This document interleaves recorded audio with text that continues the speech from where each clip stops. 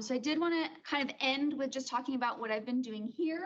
A lot of what I've been doing in the last few months and what I've been doing here in Harrisburg is working to understand the world that created the Paxton boys, the Black boys, and the Augusta boys.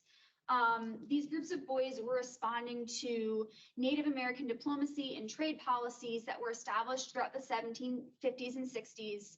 And I've spent a lot of time in the last week or so looking at the Baton, Wharton, and Morgan papers and the Byrd Shippen papers, trying to understand why these leaders in politics and trade were making the decisions that they were.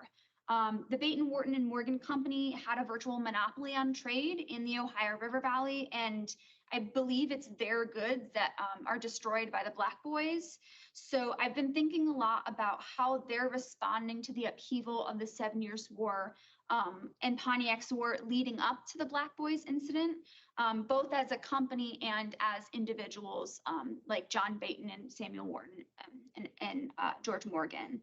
I've also been thinking a lot about Edward Shippen and the Shippen Byrd family, who are local elites in Lancaster County.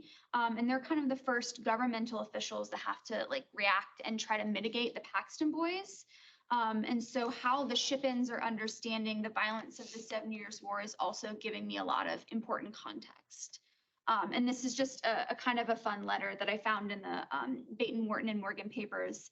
It's from 1768, and it's essentially this little part I've highlighted is talking about frontier inhabitants are wanting to check the wagons and making sure that the guns and the powder and the store of lead are not going west to Native Americans. So kind of echoing the Clovenfoot discovered poem there, still in 1768.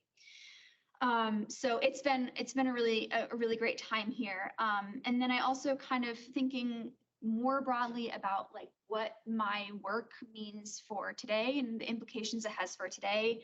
I think obviously I'm talking about violence and rioting. There's some pretty obvious parallels in our political climate, the current political climate.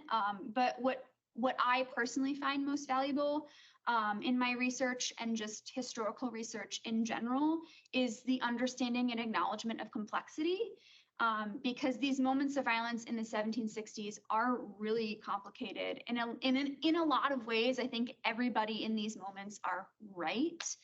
William Johnson is correct that Native Americans do want trade, and opening that trade is going to bring about peace or a version of peace. Native Americans are, of course, completely justified in trying to protect their cultures and their land from European colonizers.